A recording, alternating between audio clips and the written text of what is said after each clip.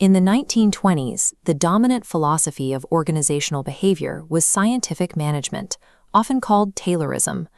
Under this model, humans were viewed as economic components, motivated exclusively by pay and physical efficiency. Management theorists operated on a mechanical logic. They believed that calculating and dialing in the exact optimal physical conditions on a factory floor would automatically guarantee maximum human output. The Western Electric Hawthorne Works factory in Illinois served as the testing ground for this theory. With tens of thousands of employees, it provided an industrial-scale laboratory to fine-tune the human component. Researchers isolated and manipulated specific physical variables. They adjusted factory lighting, shortened work hours, altered the frequency of rest breaks, and controlled food provisions, carefully tracking the resulting output. The illumination experiments yielded a series of conflicting results. Productivity increased when the factory lighting was made brighter, but it also increased when the lighting was deliberately dimmed. Mechanical logic could not explain these results. If physical conditions dictated efficiency, worsening the work environment should have reliably decreased worker output. The researchers were forced back to the drawing board. The Hawthorne paradox suggested that factory efficiency was tied to social variables that traditional management had never measured. To decode the anomaly, researcher Elton Mayo isolated a small group of female workers in a separate space known as the Relay Assembly Test Room. Mayo recorded a steady increase in assembly output over time, even when favorable physical conditions, like scheduled rest breaks, were systematically removed from the experiment. The output rose because the workers felt observed, valued, and integrated into a specialized team. This phenomenon, where informal social engagement drives performance, became known as the Hawthorne effect. To test this social dynamic further, Mayo initiated the bank wiring observation room experiment, isolating a group of male assemblers under a piecework pay scale. Instead of striving to maximize personal income, these men formed a shadow, informal social structure. They established their own standard of a fair day's work, largely ignoring management's official targets. Comparing the two test groups isolates the power of these informal social structures. While the relay assembly room's output curve steadily rises due to positive team integration, the bank wiring group's output hits an invisible ceiling. The bank wiring group intentionally restricted their own production. Despite financial incentives to work harder, the men feared that if they maximized output, management would simply raise their daily quotas or cut their per-piece pay. To enforce this production ceiling, the informal group weaponized peer pressure. They used ridicule and ostracization against any worker who assembled components too quickly or too slowly. Mayo's work demonstrates that informal social networks and collective morale drive the actual pace of production, regardless of official quotas. Mayo mapped the power of group dynamics.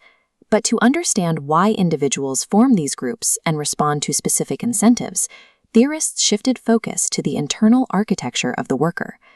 Led by thinkers like Abraham Maslow, the humanistic psychology movement viewed humans as complex beings driven by potential rather than just biology or money.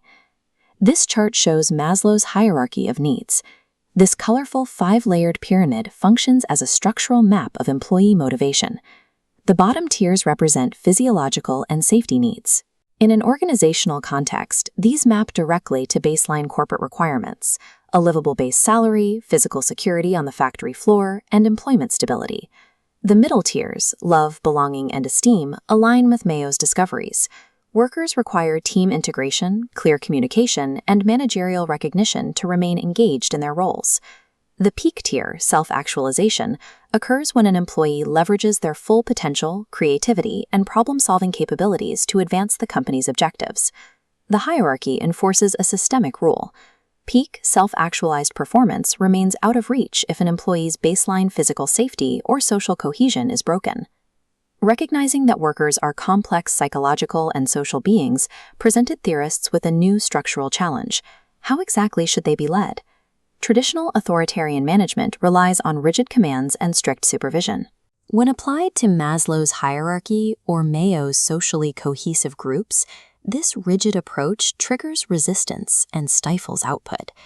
Mary Parker Follett proposed a structural shift in management, moving away from vertical control and toward a lateral network where connections loop and share information. Follett identified the classical hierarchical model as power over, a system reliant on coercion, mandates, and the forced compliance of subordinates. She advocated for power with, a system built on participatory democracy, collaborative communication, and shared decentralized decision-making. In a decentralized system, differing opinions are inevitable, yet Follett argued that workplace friction and conflict are highly valuable. Conflict acts as a diagnostic mechanism. It exposes operational flaws and bottlenecks, allowing collaborative solutions to be engineered by the people actually doing the work. Under this model, leadership becomes the active facilitation of decentralized problem-solving. A common critique of the human relations movement is the satisfied cow fallacy, the assumption that a content, satisfied worker will translate into a highly productive worker. The bank wiring experiment demonstrates the flaw in this logic. Highly cohesive, socially satisfied groups will restrict productivity if their internal norms conflict with management's official targets. Maximizing output requires a holistic systems approach, a lateral network grid, individual worker nodes driven by psychological needs, connected by tight social links. Manipulating a single variable, a broken social link, failed psychological safety, or an arbitrary mandate cascades and disrupts the entire system's output. The Human Relations School demonstrated that human beings do not function like machines.